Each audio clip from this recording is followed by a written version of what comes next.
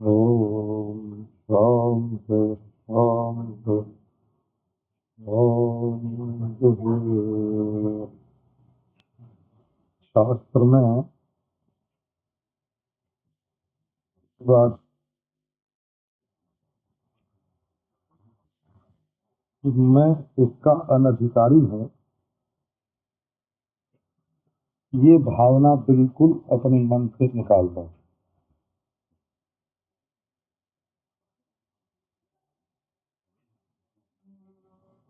ईश्वर सबको दर्शन दे सकता है क्योंकि वो सबका प्यारा है। उसका प्यारा अपने प्रेमी से मिलना पसंद नहीं करेगा। एक बात। दूसरी बात ये कि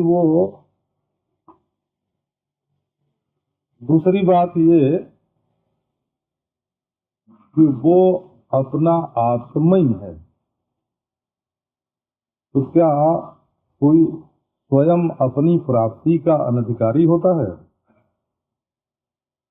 तो मैं को पाने लायक नहीं हूँ, ये कल्पना ही बिल्कुल झूठी है। अच्छा,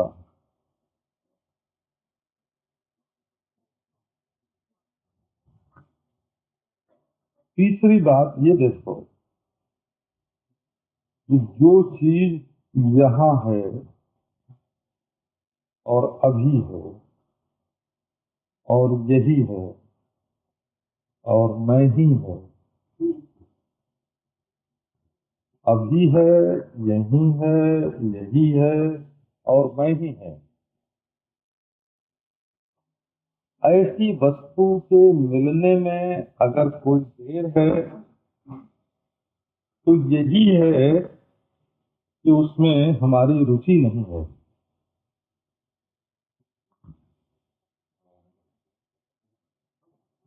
अपने में जो हीन भावना का आरोप है कि मैं स्त्री हूँ, मुझे भला ब्रह्म ज्ञान कैसे होगा, तो मैं पुरुष हूँ, मैं हीन हूँ, तो ये भावना जो है, अपने में जो हीनता की भावना है, वो हमारी प्यास और साधना को मिटा देती है। न हमारे हृदय में प्यास पैदा होने देती और न तो साधना करने देती। वेदांत का स्पष्ट निर्घोष है ये कि इसमें बहुत बुद्धि की जरूरत नहीं है। न मेधया न बहुना श्रुते न। ये मत समझो कि जब हम भी व्याख्यान देने लग जाएंगे तो हमको वेदांत का ज्ञान हो जाएगा। नायम आत्मा प्रवचने न लभ्यो। व्याख्यान देने के साथ आत्मा के ज्ञान का कोई संबंध नहीं है। बोले भाई बुद्धि बड़ी चाहिए, तो बड़े बड़े बैरिस्टर हैं, वकील हैं, जज हैं, नेता हैं, देश विदेश के राष्ट्रपति हैं, प्राइम मिनिस्टर हैं, सारे देश का संचालन करते हैं, लेकिन उनको क्या आत्मज्ञान है? उनको क्या ब्रह्म ज्ञान है? तो बड़े ओहदे पर बैठने से या बैरिस्टर होने से या जज होने से या बुद्धिमान होने से ये आत्मज्ञान का कोई संबंध नहीं है। एक मामूली से मामूली आदमी भी इस आत्मज्ञान को प्राप्त कर सकता है। श्री शंकराचार्य भगवान ने मांडुक्य कारिका के भाष्य में कहा है, जे केच भवन्ति सुनिश्चिताः ते च लोके महाज्ञाना तच्च लोको न गाहते। इस श्रुति इस कारिका के व्याख्यान में शंकराचार्य ने कहा कि चाहे स्त्री हो, ये केचन, स्त्री शूद्रादया, भाष्य में ये केचन का अर्थ लिखा हुआ है स्त्री शूद्रादया। चाहे स्त्री हो चाहे शूद्र हो, अब आदि शब्द से आप ऐसा भी ले सकते हैं कि चाहे पशु हो पक्षी हो, यदि उसमें महावाक्यार्थ के ग्रहण की योग्यता है तो इसमें बहुत बड़ी बुद्धि की जरूरत नहीं है। बुद्धिमान लोग तो और ज्यादा भटक जाते हैं। अच्छा तो कहो कि बहुत श्रवण की जरूरत है, तो बहुत श्रवण की भी जरूरत नहीं है। न बहुना श्रुतेन। तो अपनी हीनता यदि मालूम पड़ती है स्त्री होने से, शूद्र होने से, हैं, बुद्धि कम होने से, या श्रवण कम होने से, या प्रवचन नहीं होने से, यदि अपने में अयोग्यता मालूम पड़ती है तो वो बिल्कुल गलत है। हैं? दूसरे के घर में घुसना हो और वहां लिखा हो कि बिना इजाजत अंदर आना मना है, तो मत जाओ। लेकिन घर अगर अपने ही हो गए हैं, और वहां लिखा हो कि बिना इजाजत अंदर आना मना है, तो तुम क्या अपने घर में भी बिना इजाजत के नहीं जाओगे? तो अपने घर में दूसरे किसी से इजाजत लिए बिना भी जैसे प्रवेश का अधिकार होता है, ऐसे आत्मज्ञान के मार्ग में बिना किसी की इजाजत लिए भी चलने का हक होता है, क्योंकि हम अपने घर में जा रहे हैं। तो पहली बात यह है कि हम आत्मज्ञान के, ब्रह्म ज्ञान के अधिकारी नहीं हैं। ऐसी जो मन में हीन भावना बैठी हुई है वो निकाल देना चाहिए। पढ़ा लिखा हो न हो, परमहंस रामकृष्ण कोई बहुत पढ़े लिखे नहीं थे, परंतु उनको तो ब्रह्म ज्ञान था।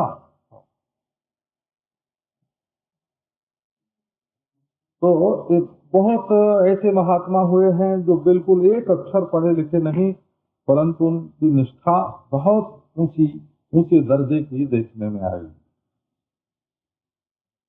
अब ये कहो कि हमारा अंतःकरण शुद्ध नहीं है, ऐसा किसी किसी के मन में आता है कि हमारे काम है मन में, क्रोध है मन में, लोभ है मन में, मोह है मन में। तो इतनी अशुद्धि अंतःकरण में रहते हुए ज्ञान कैसे होगा? तो असल में अशुद्धि है क्या? अशुद्धि यही है जो तुम परमात्मा को, आत्मा को, ब्रह्म को, परमेश्वर को छोड़ करके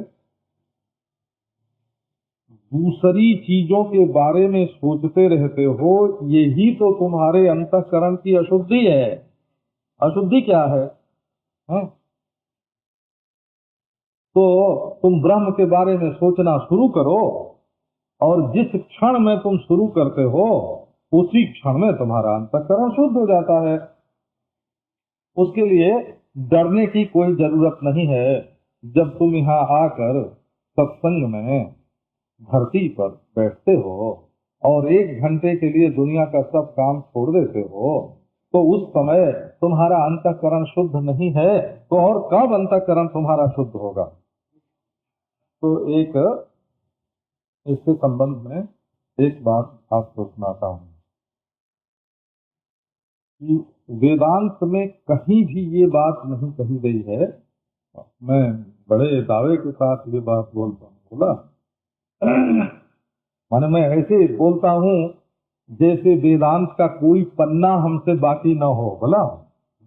हाँ, कोई लाइन हमारी जानकारी के बाहर न हो, है ना। इतनी प्रामाणिकता के साथ मैं ये बात कहता हूँ कि वेदांत में ये बात कहीं नहीं कही गई है कि कितनी देर तक, 3 मिनट, 3 घंटे, 3 महीने, 3 बरस, कितनी देर तक अंतःकरण शुद्ध रहे तब ज्ञान होता है, ये बात कहीं नहीं कही गई है।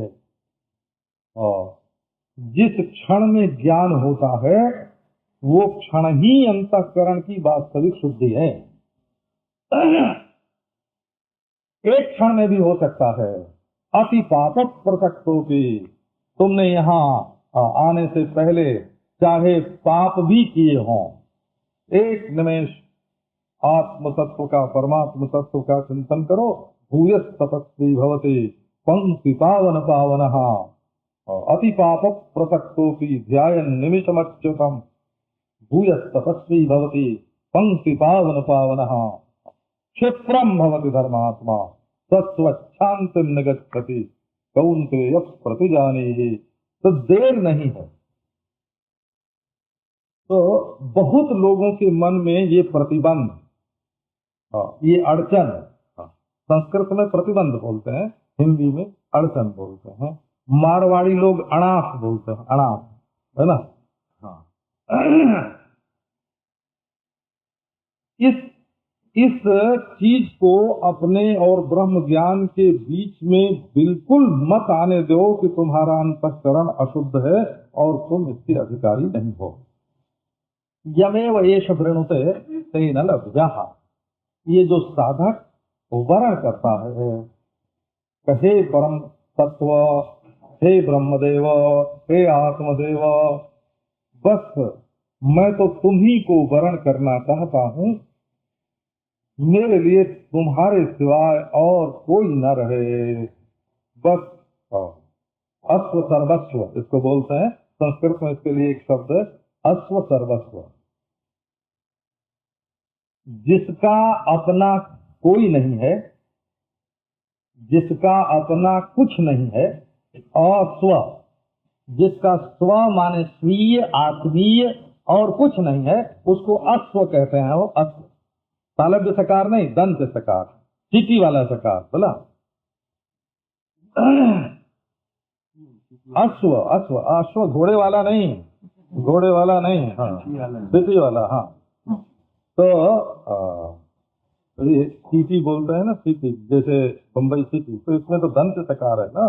हाँ हाँ हाँ, सरस्वती वाला सकार हो, हाँ, अश्व, स्व नहीं, जिसका स्व माने आत्मा और आत्मीय कुछ नहीं है, जो देह को मैं नहीं मानता है और जो देह के संबंधियों को मेरा नहीं मानता है, जो पंचभूत और पंचभूत से बनी हुई चीजों को मैं और मेरी नहीं मानता है, वो प्रदीप्त अंतर्दृष्टि वाला जो सन्यासी है, उस सन्यासी का सर्वस्व क्या है?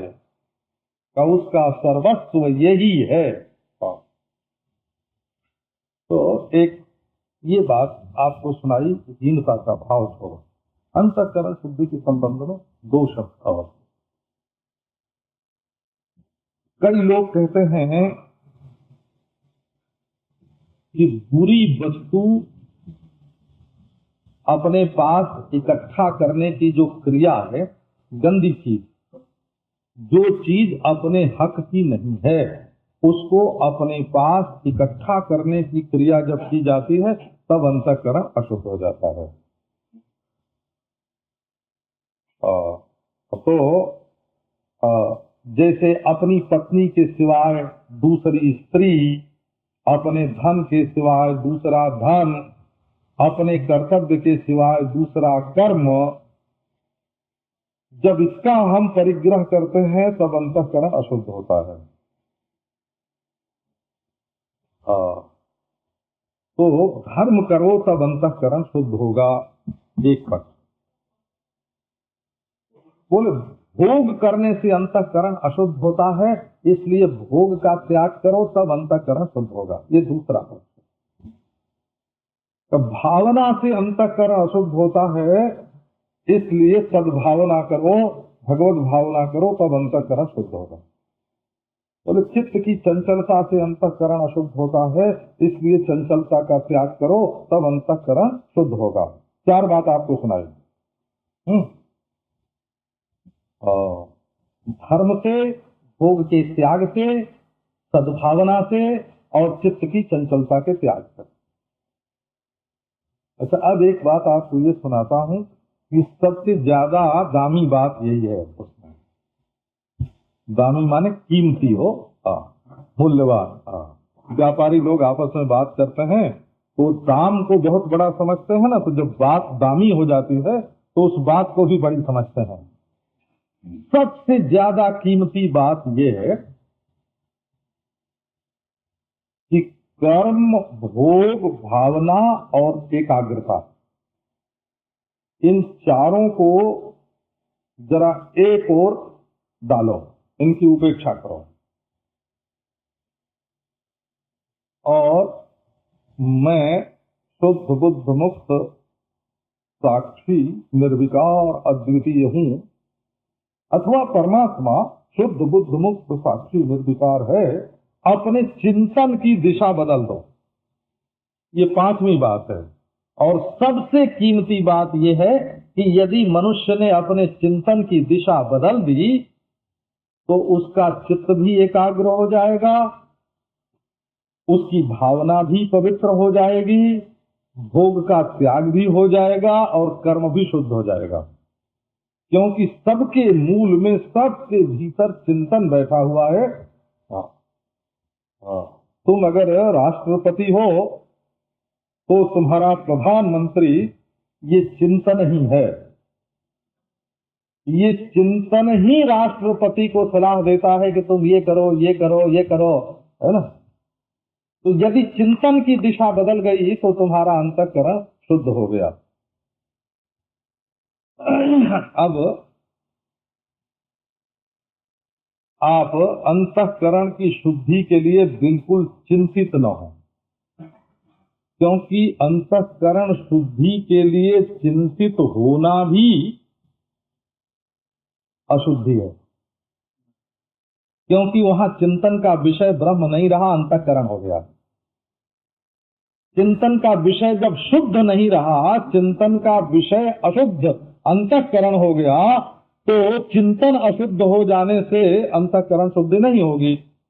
इसलिए असल में ब्रह्म के अतिरिक्त, परमात्मा के अतिरिक्त, आत्मा के अतिरिक्त और किसी का चिंतन ही अंतःकरण की अशुद्धि है। और चिंतन में परिवर्तन कर दो, अंतःकरण शुद्धि हो गई। ये चित्त शुद्धि पर बड़े बड़े व्याख्यान होते हैं और बड़े बड़े ग्रंथ लिखे हुए हैं। बोला, हमने आपको ये जो 5 विभाग अंतःकरण की शुद्धि का बताया है, ये सार है। बोला, ये उसका सार है। तो तमेतम ब्राह्मणा विविदिशन्ति यज्ञेन दानेन तपसा अनासकेन, ये धर्म विभाग है। परीक्ष लोकान कर्मचितान ब्राह्मणों निर्वेद मायात, ये भोग का त्याग है। बोला, वैराग निर्वेद मायात।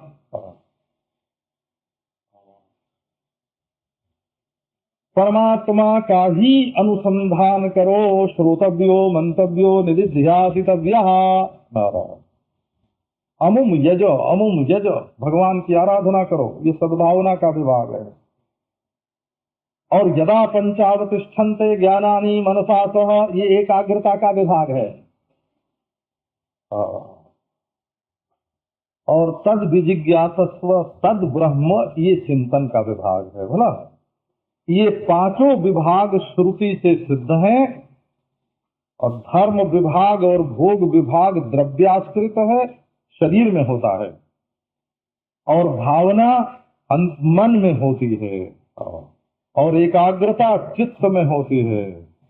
और इन सब का मुंह परमात्मा की ओर मोड़ देना, यमे वैश वृणुते तेन लभ्यः। ये जो वर्ण है, धर्म के द्वारा भी उसी का वर्ण, वैराग्य के द्वारा भी उसी का वर्ण, सद्भावना के द्वारा भी उसी का वर्ण, एकाग्रता के द्वारा भी उसी का वर्ण, और चिंतन के द्वारा भी उसी का वर्ण। जमेव एष वृणुते तेन लभ्यः। अब आपको ये बात सुनाते हैं मूल ग्रंथ की, कि ये जो दुनिया दिखती है, इसके लिए संस्कृत में बड़ा बढ़िया शब्द है प्रपंच।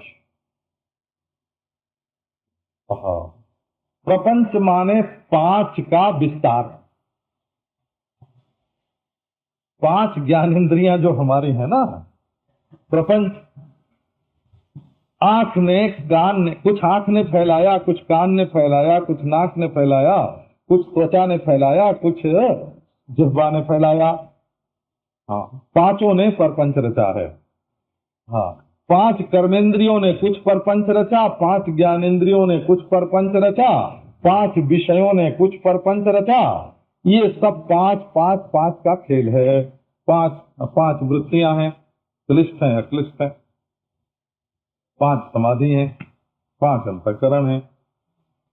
तो इन सब में क्या है कि अस्थि, भाति और प्रिय है, इतना ही मालूम पड़ता है का बस, का प्रिय है का बस।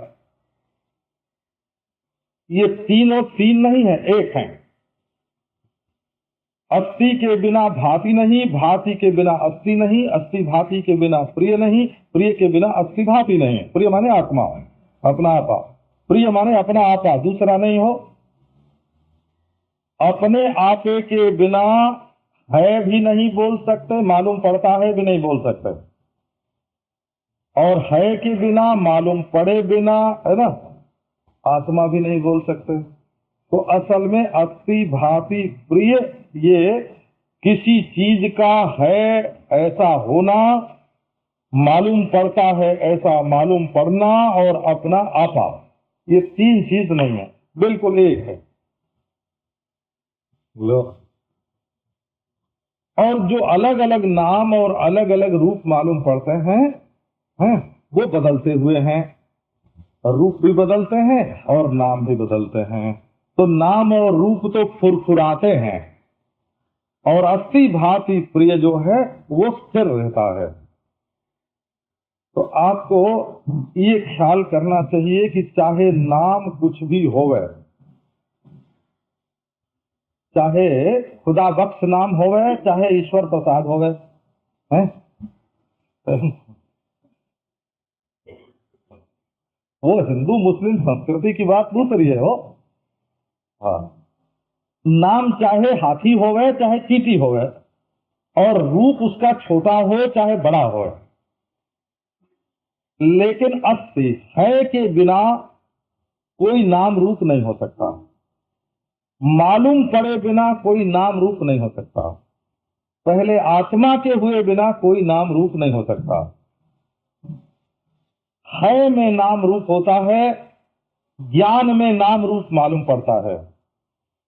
अस्थि नाम रूप के आरोप का अधिष्ठान है, और ज्ञान नाम रूप का प्रकाशक है, और नाम रूप फुरफुराते हैं, और ज्ञान और आधार एक है, ज्ञान और अधिष्ठान एक है, चित्त और सत एक है, और ये एक है, चित्त और सत एक है, और ये अपना आत्मा है। तो ये जितनी सृष्टि मालूम पड़ती है, मिट्टी, पानी, आग, हवा, आकाश, और जितनी सृष्टि मालूम पड़ती है, देवता, पशु, पक्षी, मनुष्य, इस सब में अलग अलग नाम होने पर भी और अलग अलग रूप और आकार होने पर भी है सच्चिदानंद ब्रह्म ही, है सच्चिदानंद नारायण ही। अब आओ समाधि लगाने के बाद बताते हैं। विद्येते रूप नामनि उपेक्ष नाम रूपे द्वे सच्चिदानंद तत्परः समाधिं सर्वदा कुर्याद हृदये वाथवा बहिः। उपेक्ष नाम रूपे द्वे सच्चिदानंद तत्परः। ये बदलने वाले और फुरने वाले और और झूठ मूठ प्यारे लगने वाले। झूठ मूठ है और झूठ मूठ है का नाम रूप होता है, और झूठ मूठ जो मालूम पड़ता है उसका नाम रूप होता है, और झूठ मूठ जो प्यारा लगता है उसका नाम रूप होता है। तो नाम रूप वाला है, नाम रूप वाला मालूम पड़ना, नाम रूप वाला प्यारा, इनमें से नाम रूप को निकाल दो। बस नाम रूप को निकाल दो तो निराकार अधिष्ठान, निर्विषय ज्ञान और भोग्य रहित, भोग्य रहित प्यार, प्रेम, और ये भोग्य रहित, भोक्ता भोग्य के भाव से रहित आनंद, भोक्ता और भोग्य के भेद से रहित आनंद, ज्ञाता और ज्ञेय के भेद से रहित ज्ञान है नारायण, और कर्ता और कर्म, कर्ता और आकार, इनके भेद से रहित सत्ता, निष्क्रिय सत्ता, निर्विषय ज्ञान और निर्भोग्य आनंद, ये अपने आत्मा का स्वरूप है। तो नाम रूप को लड़ो मत, नाम रूप से लड़ने की जरूरत नहीं है। नाम रूप की लड़ाई क्या है? एक ने कहा कि जो परम तत्व है उसका नाम खुदा है, दूसरे ने कहा नहीं नहीं गॉड है, तीसरे ने कहा ईश्वर है। तो नाम के लिए लड़ाई हो जाएगी। एक ने कहा काला है, एक ने कहा नीला है, एक ने कहा पीला है, एक ने कहा छोटा है, एक ने कहा बड़ा है, एक ने कहा बांका है, एक ने कहा सीधा है। इस बात के लिए लड़ाई हो जाएगी। तो जब आकार और नाम को पकड़ोगे तब तो होगी लड़ाई। तो इसलिए नाम और रूप जो है सो रहने दो, उसमें लड़ाई करने की जरूरत नहीं है, जो है सो रहे, लेकिन तुम इनको छोड़ करके एक बार बैठ जाओ तो ये समाधि बाहर दिखता रहे तब भी नाम रूप को छोड़ करके बाहर को देख सकते हो, और हृदय में आंख बंद करके बैठो और हृदय में देखो कि नाम रूप नहीं है तो भी चल सकता है। दोनों तरह से ये बात चल सकती है। तो इसी नाम और रूप को छोड़ने के लिए कोई आलंबन लेना कि नहीं लेना, ये सवाल है। तो बड़े बड़े वीर पुरुष होते हैं जो आलंबन नहीं लेते हैं, उनको कोई भला बुरा थोड़ी कहता है। अब देख लो आप, तो आलंबन लेने में यदि मनुष्य तो अपने पांव से न चल सकता हो तो दूसरे का सहारा लेकर के अपने लक्ष्य पर पहुंचना कोई पाप है ना? यदि है ना आंख से ठीक न दिखता हो तो चश्मा लगाना कोई अपराध है? ये चश्मा देखने में, अब देखो ऐसा होता है, यहाँ लोग बैठते हैं ना तो हमको लोगों का मुंह नहीं दिखता है, उधर रोशनी आती है, तो जब हम ऐसे कर देते हैं ना, ऐसे है ना, ऐसे कर देते हैं तो सबका मुंह दिखता है। ये नहीं समझना कि आंख से नहीं दिखता है, आंख से दिखता है, पर ये रोशनी का जो सामने वाली रोशनी का जो प्रतिबंध है ना, उस प्रतिबंध को हटाने के लिए बीच में हाथ जो रोशनी के बीच में किया, सबका मुंह बिल्कुल ठीक, जो किनारे बैठे हैं उनको भी पहचान लेता हूं, है ना। तो ये क्या है कि ये कोई हाथ ऐसे लगा के देखना कोई अपराध तो नहीं है ना, कोई पाप तो नहीं है ना, है ना। तो ऐसी आंख से नहीं दिखता है तो चश्मा लगाना कोई पाप नहीं है, अपराध नहीं है। इसी प्रकार समाधि जो है वो निर्विकल्प और सविकल्प दो तरह की होती है। जब किसी लक्ष्य पर पहुंचना होता है तो वहां पहुंचने के लिए एक क्रम होता है, कैसे कैसे पांव रखें, ये उसको सीढ़ी बोलते हैं, वो सीढ़ी, इसी का नाम संप्रदाय है। वेदांत संप्रदाय किसको कहते हैं? वेदांत संप्रदाय कहते हैं अधिकारी जहां बैठा हुआ है वहां से लक्ष्य तक पहुंचने के लिए जब हम किसी क्रम को स्वीकार करते हैं तो उस क्रम का नाम संप्रदाय हो जाता है। उस स्वीकृत क्रम का नाम संप्रदाय है। इस रास्ते से चले जाओ, थोड़ा दाएं घूम जाना, थोड़ा बाएं घूम जाना, थोड़ा सीधे चलना है, बिल्कुल नाक की सीध में चलोगे तो दूसरी जगह पहुंच जाओगे, थोड़ा आड़े टेढ़े होके चलोगे। अब कोई कहे मेरे ड्राइव में सीधे चले जाओ, प्रेम कुटी मिल जाएगी, तो वो नरीमान पॉइंट पर सीधे पहुंच जाएगा, प्रेम कुटी नहीं आएगा। तो ये जो प्रेम कुटी पहुंचने के लिए है ना, प्रेम कुटी पहुंचने के लिए कोई चर्च गेट से आया तो बोले भाई थोड़ा दाहिने घूमना, थोड़ा बाएं घूमना, है ना, फिर सीधे जाना, देखना ये मिलता है। तो ये जो बताया हुआ मार्ग क्रम है उसी को संप्रदाय बोलते हैं। आपको तो बीच में एक दूसरी बात सुनाता हूं। ये दुनिया हम लोगों को सब प्रमाणों से मालूम पड़ती है। जीव से दुनिया सच्ची मालूम पड़ती है कि नहीं? तो नाक से भी सच्ची मालूम पड़ती है, आंख से भी सच्ची मालूम पड़ती है, त्वचा से भी सच्ची मालूम पड़ती है, कान से भी सच्ची मालूम, अपने मन और बुद्धि से भी सच्ची मालूम पड़ती है। ऐसा लगता है कि हमारे पास जितने औजार हैं उन सब औजारों से ये दुनिया ही ठोस मालूम पड़ती है। आपको जब तक कुछ मिलेगा नहीं इसको छोड़ नहीं सकते हो। आरोपितम निषिध्यते। अपवाद तभी हो सकता है जब इसका निषेध करने के लिए कोई सहारा मिले। तुम आत्मसत्ता में दृष्टा होकर बैठो, देखो दृश्य के साथ जो तुम्हारी गांठ है वो खुल जाएगी। तुम सर्व कारण कारण परमेश्वर का ध्यान करके बैठो, देखो ये जो दृश्य में ठोसपना है, भोग्यपना है, ये कट जाएगा। सर्व कारण कारण परमेश्वर का ध्यान करके उनसे तादात्म्य कर लो तो कार्य के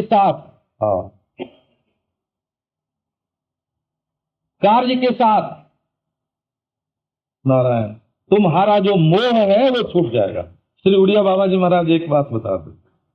देखो विरक्त के लिए बर्फ का एक टुकड़ा और एक जगमग जगमग करता हुआ मोती दोनों बराबर हैं। क्यों? तो उसको बर्फ तो खाना नहीं है और मोती का जेवर पहनना नहीं है, हैं? और दोनों में से किसी का संग्रह करना नहीं है। तो वो दोनों एक कैसे हैं? तो दोनों एक इसलिए हैं कि दोनों पानी हैं।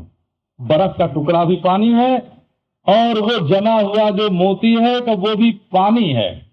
तो कारण पर दृष्टि जाने पर बर्फ की जली और मोती दोनों बराबर हो जाते हैं। ये कारण पर दृष्टि, इसको कारण पर दृष्टि बोलते हैं। तो एक वैद्य थे, वो लोगों को रस सिंदूर और चंद्रोदय दिया करते थे। कोई रोग हुआ तो रस सिंदूर दिया, चंद्रोदय दिया, वो रस दिया, वो भस्म दिया। हमारे एक महात्मा थे, उनके पास कोई रोगी आता था तो जो चीज हाथ में आ जाती, कोई घास आ जाता, तृण आ जाता, वही दे देते। अच्छा, और उससे रोग अच्छा हो जाता, हजारों लोगों का रोग अच्छा होता। तो महाराज ये क्या चमत्कार है, ये क्या जादू है? अरे बाबा, जो रस सिंदूर में है वही इस तृण में भी है, वही इस घास में भी है। उस सर्व कारण कारण जो वस्तु है ना, उस पर दृष्टि होनी चाहिए, उसकी पहचान होनी चाहिए। बोला आपको जब कारण का साक्षात्कार आपको होगा तो कार्य से वैराग्य हो जाएगा। जगत का कारण जड़ नहीं है, चेतन ईश्वर है।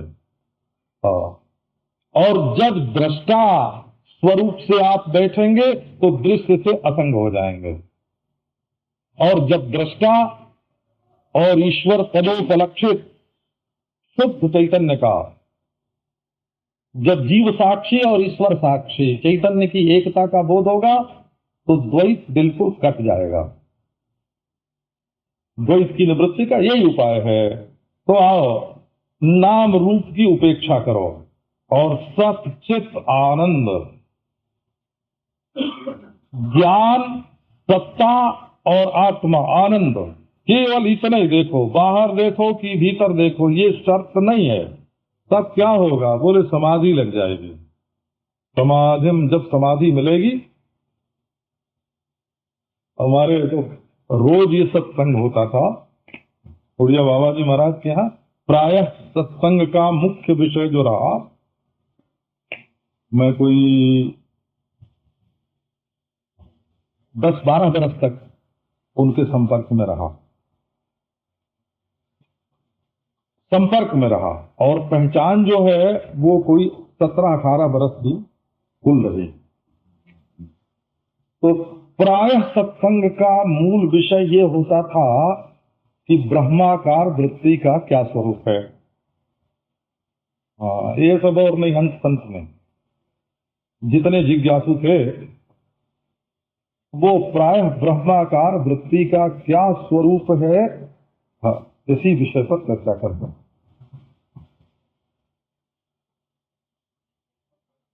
तो हम लोग समाधि का निषेध करते हैं।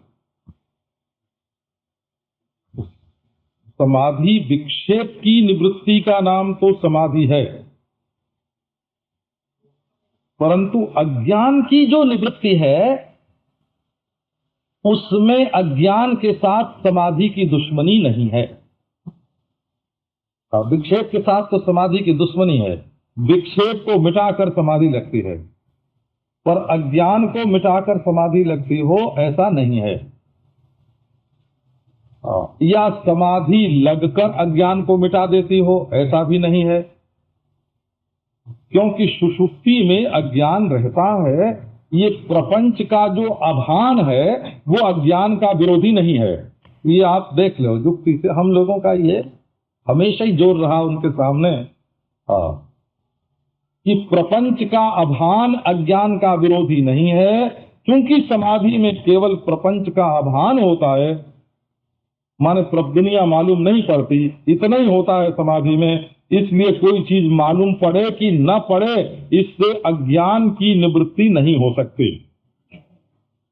वो कहते ठीक है बेटा, अब उनकी बात आप सुनना, लेकिन तुम्हें जब ब्रह्म ज्ञान होगा तो समाधि बाधित होगी कि नहीं, माने समाधि मिथ्या है ये ज्ञान होगा कि नहीं। जब ब्रह्म ज्ञान होगा तब समाधि मिथ्या है ये ज्ञान होगा कि नहीं होगा? तो होगा महाराज, और क्योंकि समाधि तो एक अंतःकरण में होती है, और समाधि कोई तत्व में तो होती नहीं, अंतःकरण में समाधि होती है। अंतःकरण चंचल होता है, अंतःकरण समाहित होता है, और ये तो आभास की एक अवस्था है। और चित्त की एक अवस्था है समाधि, आभास की एक अवस्था है समाधि, तत्व के साथ इसका कोई संबंध नहीं है। तो जब अधिष्ठान का ज्ञान होगा, माने ब्रह्म का ज्ञान होगा, आत्मा और ब्रह्म की एकता का ज्ञान होगा, तो अंतःकरण के मिथ्यापने का ज्ञान होगा और उसमें लगने वाली समाधि के मिथ्यापन का भी ज्ञान होगा। ये बात तो आपकी ठीक है महाराज। तो अच्छा ठीक है महाराज, तो आप ये तुम बताओ कि ज्ञात का बाध होता है कि अज्ञात का बाध होता है? जानी हुई चीज को हम झूठी या सच्ची समझ सकते हैं, अनजानी चीज को न झूठी समझ सकते न सच्ची समझ सकते। अज्ञान तो अज्ञान ही है, अज्ञान में झूठी समझते हो तो भी गलत, और अज्ञान में सच्ची समझते हो तो भी गलत। तो ये बात भी ठीक है। तो बोले फिर तो समाधि क्या होती है ये मालूम पड़ना चाहिए। और बोले महाराज फिर मालूम पड़ने का तो अर्थ यही होता है, जो चीज ज्ञात होती है वो तो प्राप्त ही होती है। कहाँ देखो, समाधि शब्द सुन के घबराना नहीं चाहिए। समाधि माने शरीर स्थिर करके जो समाधि होती है सो नहीं, जो प्राणायाम करके समाधि होती है सो नहीं, है ना। जो दृश्याकार वृत्ति होती है, जो ध्येयाकार वृत्ति होती है सो समाधि नहीं। जो त्रिपुटी का लय हो जाता है सो समाधि नहीं। भावना के प्रकर्ष से या अभ्यास के प्रकर्ष से उत्पन्न होने वाली समाधि नहीं। चिंतन में आत्मा और ब्रह्म की एकता के साथ जो तादात्म्य है, नारायण, माने केवल विचार से ही जो समाधि लग जाती है, उस समाधि, विचार से भी समाधि होती है, केवल अभ्यास से ही समाधि नहीं होती है। समाधि का अर्थ है त्रिपुटी का अभान। तो भान में, अभान के लिए अभान का भी भान होता है। अभान का की सिद्धि भी भान से ही होती है, बिना भान के अभान की सिद्धि नहीं होती। इतनी देर तक हमारी समाधि लगी रही, ये भी भान ही होता है, भान का ही विषय है। इसलिए आरोपितम निषिध्यते। ये जो 5 मिनट के लिए या 5 घंटे के लिए या 5 महीने के लिए या 5 लाख वर्ष के लिए जो समाधि लगी, हाँ हाँ, वो लगी हुई जो समाधि है वो अपने स्वरूप में नहीं है, उसका निषेध होता है। ये वेदांत का सिद्धांत है, क्योंकि अपना स्वरूप तो अद्वितीय ब्रह्म है। अच्छा, तो अब देखो समाधि की बात शुरू करते हैं। ये समाधि दो तरह की होती है, एक सविकल्प और एक निर्विकल्प। विकल्प माने विविध कल्पना सहित, और निर्विकल्प माने विविध कल्पना रहित। विकल्प माने विविधत्व की कल्पना, वि माने विविधता, और कल्प माने कल्पना, विविधता की कल्पना। बोले समाधि होगी तो विविधता की कल्पना कैसी? जब समाधि है तब विविधता की कल्पना नहीं है, और विविधता की कल्पना है तब समाधि नहीं है। बोले हाँ, कल्पना दो तरह की होती है। एक कल्पना होती है संसार में फंसाने वाली, और एक कल्पना होती है संसार से छुड़ाने वाली। देखो, जब हम ईश्वर से प्रेम करते हैं तो दुनिया की जो दुख देने वाली मोहब्बत है वो छूट जाती है। तो ईश्वर से जो मोहब्बत है वो दुनिया से छुड़ाने वाली है, और दुनिया के किसी आदमी से, पशु से, पक्षी से जो मोहब्बत है वो दुनिया में बांधने वाली है। तो मोहब्बत भी दो तरह की होती है, एक बांधने वाली, एक छुड़ाने वाली। तो ये जो विकल्प होता है वो विकल्प भी दो तरह का होता है, एक बांधने वाला और एक छुड़ाने वाला। ये विकल्प बोले दृश्य शब्दानुविद्धेन सविकल्प पुनर्द्विधा। एक समाधि होती है जिसमें आलंबन रहता है, आलंबन माने सहारा, और एक समाधि होती है जिसमें आलंबन माने सहारा कोई नहीं रहता, निर्विकल्प। तो विकल्प क्या है? तो असल में शब्द ज्ञानानुपाति वस्तु शून्यो विकल्पः। हमारे योग दर्शन के आचार्य बोलते हैं कि विकल्प क्या है, इस विकल्प का भी निरोध करना चाहिए, इसको भी मारो। तो विकल्प ऐसा होता है, जैसे आप देखो, हम ये बोलें कि ये सन्यासी का शरीर है, तो ये ब्राह्मण का शरीर है, तो आपको इस वाक्य में कोई दोष तो नहीं लगता होगा ना? ब्राह्मण का शरीर है। असल में शरीर के सिवाय ब्राह्मण और कुछ नहीं है, इसलिए शरीर और ब्राह्मण में जो संबंध की कल्पना है वो झूठी है। ये ब्राह्मणी कुमार का शरीर है, तो संस्कृत में ऐसे बोले, ये ब्राह्मणी पति हैं, तो इसको गाली बोलते हैं, संस्कृत में इसका नाम गाली है। जैसे कोई ब्राह्मण है ना, भूल में ऐसे बोले हो हैं कि मैं ब्राह्मणी का पति हूं, तो इसका अर्थ हुआ कि वो ब्राह्मण नहीं है, है? ब्राह्मणी पति बोलने की जरूरत नहीं है, ब्राह्मण बोलने की जरूरत है कि मैं ब्राह्मण हूं, है?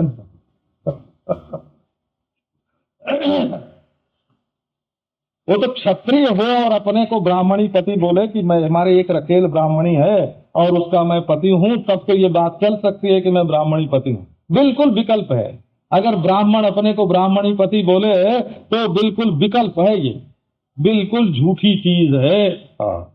ब्राह्मण कुमारस्य शरीरम, ये ब्राह्मण कुमार का शरीर है, तो ब्राह्मण का कुमार ब्राह्मण ही होता है। इसीलिए ब्राह्मण शब्द से फिर अपत्यार्थक प्रत्यय नहीं होगा, ब्राह्मणस्यापत्यम पुमान ब्राह्मणी ऐसे नहीं होगा, जैसे दशरथस्यापत्यम पुमान दाशरथी वैसे नहीं होगा। ब्राह्मण जाति है, इसलिए बाप भी ब्राह्मण और बेटा भी ब्राह्मण। ये ब्राह्मण का बेटा है, ये कहने का अर्थ होगा किसी दूसरी जात की स्त्री में पैदा हुआ है। तो तो क्यों जोड़ते हो, वो तो ब्राह्मण है, उसको कहाँ क्यों जोड़ते हो? इसका ये मनुष्य का शरीर है, अर्थात भीतर पशु भरा हुआ है। तो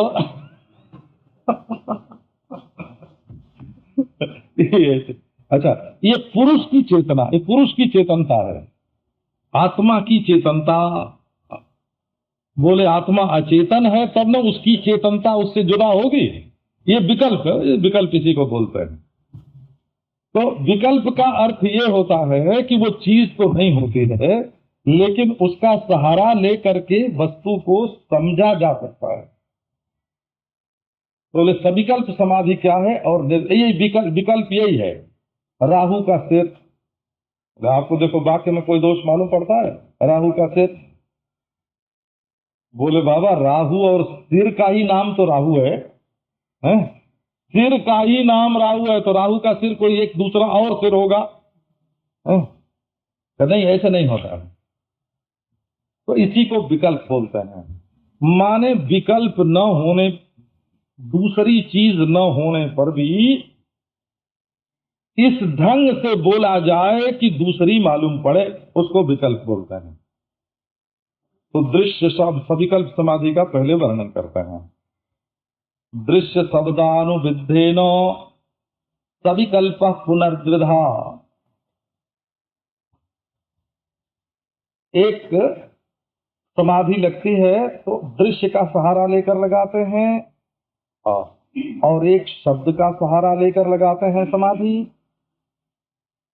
और एक बिना सहारे के लगाते हैं। तो दृश्य का सहारा लेकर के लगाते हैं, और शब्द में कल शायद क्या भूल जाऊं फिर बोलने में, तो अभी आपको बता रहा हूं। इसका हम लोगों ने बड़ा हिसाब सीधा सीधा लगा रखा था। हम ऐसे बोलते थे समाधि 4 प्रकार की होती है, 2 नहीं 4। ऐसे बैठ के हो श्लोकों पर, जैसे है ना, ये 2 ही क्यों कहा, 3 होना चाहिए, 4 होना चाहिए, 5 होना चाहिए, ऐसे ही सोचते थे सब। तो फिर आंख बंद करके बैठते थे तो नहीं, ऐसा नहीं, ऐसा होना चाहिए, इसका अर्थ ऐसा होता है। अर्थ का साक्षात्कार होता है बोला। जैसे देखो, ये घड़ी है, हाथ में है ना, घड़ी हाथ में है, ये घड़ी शब्द का अर्थ है। और शब्द कहाँ है? मुंह से बोलते हैं, घड़ी घड़ी घड़ी, मुंह से बोलते हैं। तो शब्द है मुंह में और अर्थ है हाथ में। और इस शब्द का यही अर्थ है, ये ज्ञान कहाँ है? हृदय में जो है सो भीतर है ना ज्ञान।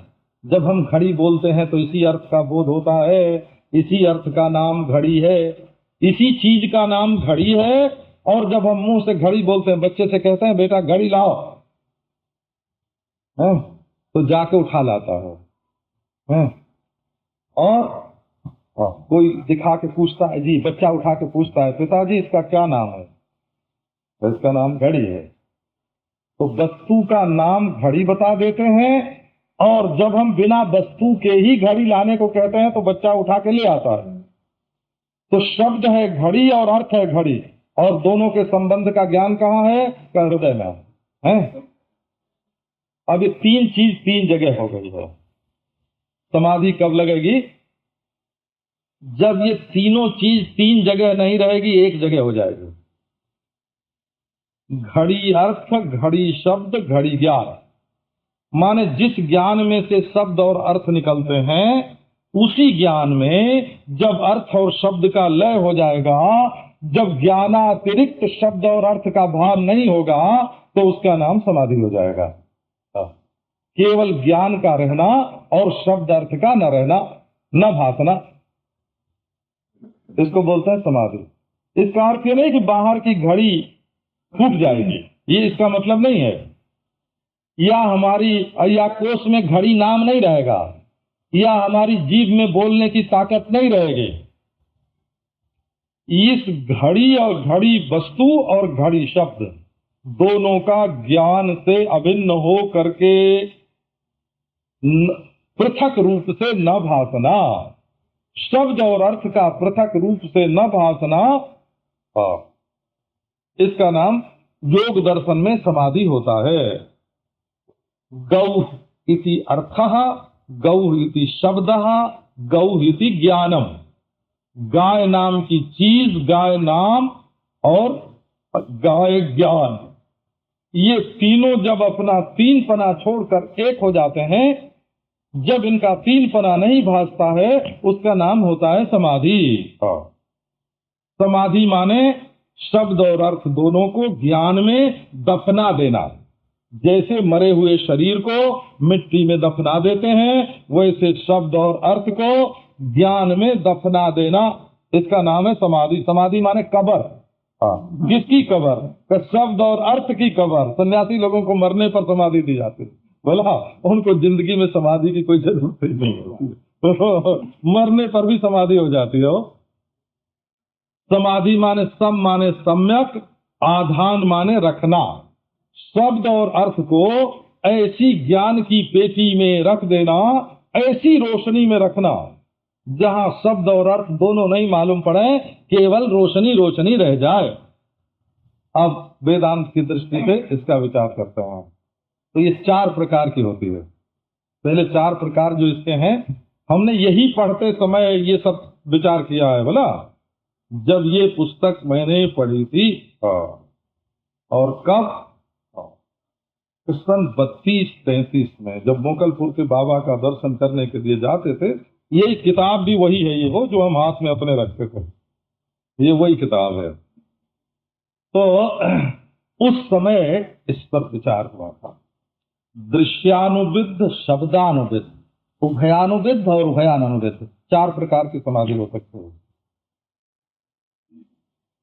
एक कामाद्यात् चित्तगा दृश्याः तत्साक्षित्वेन चेतनम ध्यायेत् दृश्यानुबुद्धिद्धोयम समाधिस्तविकल्पकः।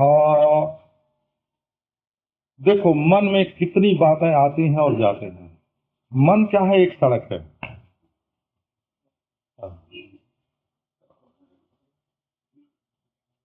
मेरे लाइन स्टेशन के पास एक पहले मोदी डॉक्टर रहता था। ये बात भी 30 बरस पहले की है ना, 25 बरस पहले की, 25 बरस पहले। तो हमारे एक मित्र ने वहां ऑपरेशन करवाया था आंख का।